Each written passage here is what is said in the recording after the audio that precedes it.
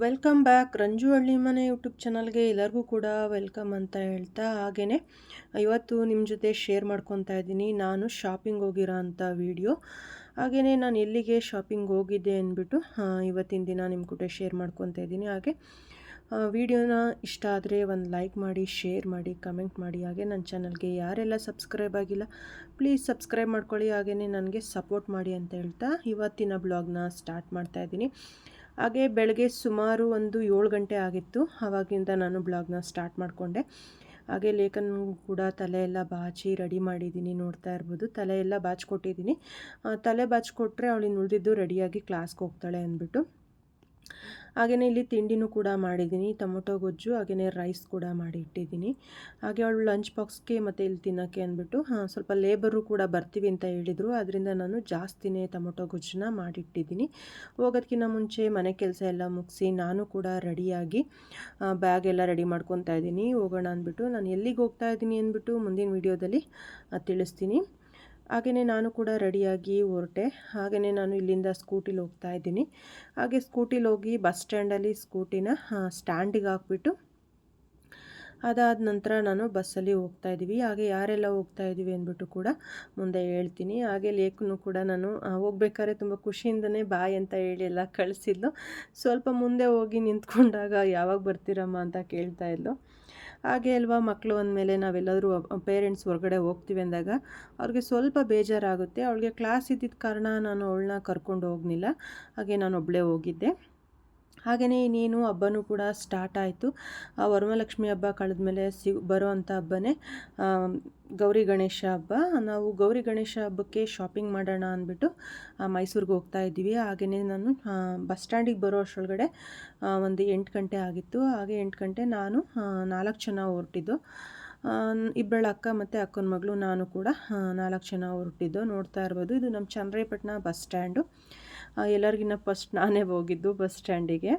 ಹಾಗೆ ನಾವು ಮೈಸೂರಿಗೆ ಹೋಗ್ತಾ ಇರೋ ಕಾರಣ ಮೈಸೂರು ಬಸ್ನ ನೋಡ್ತಾ ಇರ್ಬೋದು, ಬೆಳಗ್ಗೆ ಆಗಿರೋದ್ರಿಂದ ತುಂಬಾ ರಶ್ ಇತ್ತು ಬಸ್ಸಂತೂ. ನಾವು ಒಂದು 2-3 ಬಸ್ಸು ಕೂಡ ಬಿಟ್ಟು ನೆಕ್ಸ್ಟ್ ಬಸ್ಸು ಸ್ವಲ್ಪ ಖಾಲಿ ಇರುತ್ತೆ ಅಂದ್ಕೊಂಡು 2 ಬಸ್ಸು ಬಿಟ್ಟರೂ ಕೂಡ ನಮಗೆ ಎಲ್ಲ ಫುಲ್ ಬಸ್ಸು ಕೂಡ ರಶ್ ಆಗಿ ಬರ್ತಾಯಿದ್ದು. ಫೈನಲಿ ನಮಗೂ ಕೂಡ ಸೀಟ್ ಸಿಕ್ತು. ನಾವು ಕೂಡ ಬಸ್ ಹತ್ತು. ನೋಡ್ತಾ ಇರ್ಬೋದು ಎಷ್ಟು ರಶ್ ಇದೆ ಬಸ್ಸು ಅಂದ್ಬಿಟ್ಟು. ಫೈನಲಿ ನಾವು ಮೈಸೂರನ್ನ ರೀಚ್ ಆದೋ. ಹಾಗೆಯೇ ನಾವು ಮೈಸೂರಿಗೆ ಬಂದಾದಮೇಲೆ ಫಸ್ಟು ತಿಂಡಿ ಮಾಡ್ಕೊಳ್ಳೋಣ ಅಂದ್ಬಿಟ್ಟು ಹೋಟೆಲ್ಗೆ ಹೋಗ್ತಾ ಇದ್ದೀವಿ. ಹಾಗೆ ಮೈಸೂರಿಗೆ ಬರೋ ಅಷ್ಟರೊಳಗಡೆ 2.5 ಅವರ್ ಆಗೋಯಿತು. ಹಾಗೆ ನಾವು ಟೈಮ್ ಬಂದು 11:30 ಆಗಿತ್ತು. ಫಸ್ಟು ತಿಂಡಿ ತಿಂದಿಲ್ದಲೇ ಹೋಗಿದ್ದರಿಂದ ಫಸ್ಟು ತಿಂಡಿ ತಿನ್ಕೊಳ್ಳೋಣ ಅಂದ್ಬಿಟ್ಟು ಹೋಟ್ಲಿಗೆ ಬಂದಿದ್ದೀವಿ. ಹಾಗೆಯೇ ನಾವಿವತ್ತು ಆರ್ಡ್ರ್ ಮಾಡಿರೋ ಅಂಥದ್ದು ಇಡ್ಲಿ ಮತ್ತು ವಡೆನ ಆರ್ಡ್ರ್ ಮಾಡಿದ್ದು. ಇಡ್ಲಿ ತಿನ್ಕೊಂಡಾದಮೇಲೆ ನಾವು ಶಾಪಿಂಗಿಗೆ ಹೋಗ್ತೀವಿ. ನಾವಿವತ್ತು ಯುವರಾಜ್ ಸಿಲ್ಕಲ್ಲಿ ಶಾಪಿಂಗ್ನ ಮಾಡ್ತಾಯಿದ್ದೀವಿ. ಹಾಗೆಯೇ ಒಂದಕ್ಕಿಂತ ಒಂದು ಸೀರೆ ತುಂಬಾ ಚೆನ್ನಾಗಿದ್ದು ಅಂತ ಹೇಳ್ಬೋದು. ಹಾಗೆಯೇ ಪ್ರೈಸು ಕೂಡ ತೊಗೊಳ್ಳೋ ರೀತಿ ಇತ್ತು ಅಂತಲೇ ಹೇಳ್ಬೋದು. ಕಮ್ಮಿನೇ ಇತ್ತು ಅಂತ ಹೇಳ್ಬೋದು. ತುಂಬಾ ಚೆನ್ನಾಗಿದ್ದು.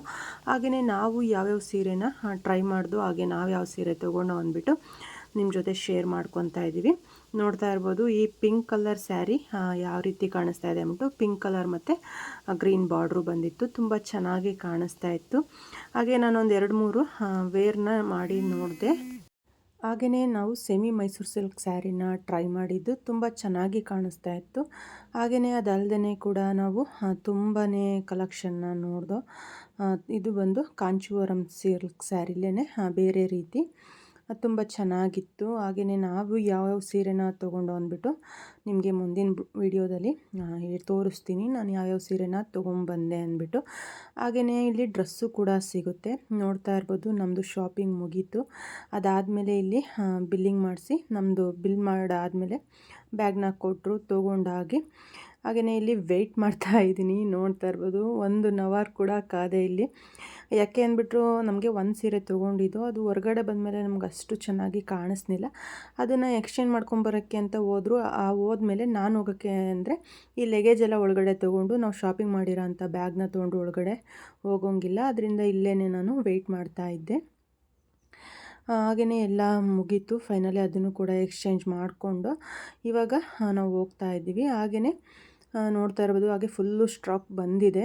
ಈಗ ಗೌರಿ ಗಣೇಶ ಇರೋದ್ರಿಂದ ಅವ್ರದ್ದೇ ಇದು ವ್ಯಾನು, ಅವ್ರದ್ದೇ ಆದ ಹೋಟ್ಲು ಕೂಡ ಇದೆ. ಇಲ್ಲಿ ನಾವು ತೊಗೊಳ್ಳೋ ಅಂಥ ಎಷ್ಟು ಬಿಲ್ ಆಗುತ್ತೆ ಅದ್ರ ಮೇಲ್ಗಡೆ ಇಷ್ಟು ಪರ್ಸೆಂಟೇಜು ಊಟಕ್ಕೆ ಅಂದ್ಬಿಟ್ಟು ಕೊಟ್ಟಿರ್ತಾರೆ.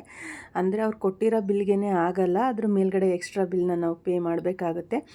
ಹಾಗೆ ನಮ್ಮದು 3 ಜನದಿಂದ ಒಬ್ರದ್ದು 90, ಹಾಗೆ ಇಬ್ಬರದ್ದು 70 ಆಗಿತ್ತು, ನೋಡ್ತಾ ಇರ್ಬೋದು.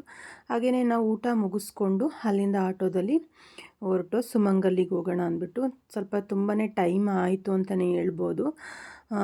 ಹಾಗೆಯೇ ಅಲ್ಲಿ ಕೂಡ ಕಲೆಕ್ಷನ್ ಯಾವ ರೀತಿ ಇದೆ ಅಂದ್ಬಿಟ್ಟು ನೋಡೋಣ ಅಂದ್ಬಿಟ್ಟು. ಹಾಗೆ ನಮಗೆ ಹೆಣ್ಮಕ್ಳಿಗೆ ಸೀರೆ ಶಾಪಿಂಗ್ ಅಂದರೆ ಎಷ್ಟು ಟೈಮ್ ಇದ್ದರೂ ಕೂಡ ಸಾಕಾಗಲ್ಲ ಅಂತಲೇ ಹೇಳ್ಬೋದು.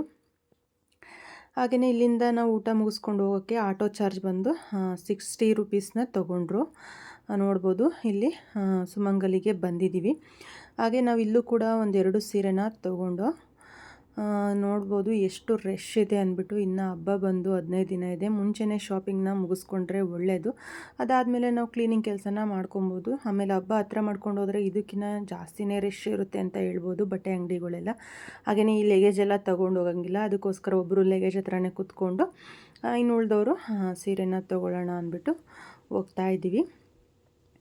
ಹಾಗೆಯೇ ಹಬ್ಬ ಆಗಿರೋದ್ರಿಂದ ಒಳ್ಳೊಳ್ಳೆ ಕಲೆಕ್ಷನ್ನು ಕೂಡ ಬಂದಿತ್ತು ಸೀರೆಲಿ. ಹಾಗೆಯೇ ನಾವು ಸೀರೆ ಹಾಗೆ ಡ್ರೆಸ್ಸು ಕೂಡ ತೊಗೊಂಡು, ನಾವು ಏನೇನು ತೊಗೊಂಡು ಅಂದ್ಬಿಟ್ಟು ನೆಕ್ಸ್ಟ್ ವಿಡಿಯೋದಲ್ಲಿ ನಿಮ್ಮ ಜೊತೆ ಶೇರ್ ಮಾಡ್ಕೊತೀನಿ.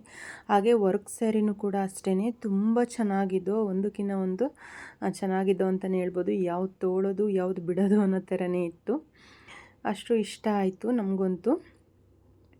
ಹಾಗೆಯೇ ನಾವು ಇನ್ನೂ ಒಂದು ಸ್ವಲ್ಪ ಈ ರೋಡ್ ಸೈಡಲ್ಲೆಲ್ಲ ಅಂಗಡಿಗಳು ಹಾಕಿರ್ತಾರಲ್ವ, ಫುಟ್ಪಾತ್ ಸೈಡಲ್ಲಿ, ಅಲ್ಲೆಲ್ಲ ಶಾಪ್ ಮಾಡೋಣ ಅಂದ್ಕೊಂಡು ನಮಗೆ ಟೈಮ್ ಸಾಕಾಗಲಿಲ್ಲ. ಯಾಕೆ ಅಂದರೆ ಇಲ್ಲಿ ಒಂದು 7 ಗಂಟೆ ಒಳಗಡೆ ನಾವು ಬಸ್ ಸ್ಟ್ಯಾಂಡಿಗೆ ಹೋಗಿಲ್ಲ ಅಂದರೆ ನಮಗೆ ಬಸ್ ಸಿಕ್ಕಲ್ಲ. ಒಂದು ಸಲ ನಾವು JRSಗೆ ಹೋದಾಗ ಅದೇ ರೀತಿ ಮಾಡಿಕೊಂಡು ಪರದಾಡ್ಕೊಂಡು ಬಂದು 1 ಗಂಟೆ ರಾತ್ರಿ ಆಗೋಯಿತು ನಾವು ಬರೋ ಅಷ್ಟರೊಳಗಡೆ. ಅದರಿಂದ ನಾವು ಜಾಸ್ತಿ ಎಲ್ಲೂ ಕೂಡ ಶಾಪಿಂಗ್ನ ಮಾಡೋಕ್ಕೆ ಹೋಗಲಿಲ್ಲ. ಇಲ್ಲಿ ಸುಮಂಗಲಿಲಿ ತೊಗೊಂಡು ಇದೊಂದು ವರ್ಕ್ ಸ್ಯಾರಿನ ಕೂಡ ತಗೊಂಡು, ಅದು ಯಾವ ರೀತಿ ಫುಲ್ಲು ಸ್ಯಾರಿ ಯಾವ ರೀತಿ ಬಂದಿದೆ ಅಂದ್ಬಿಟ್ಟು ಓಪನ್ ಮಾಡಿಸಿ ನೋಡ್ತಾ ಇದ್ದೀವಿ.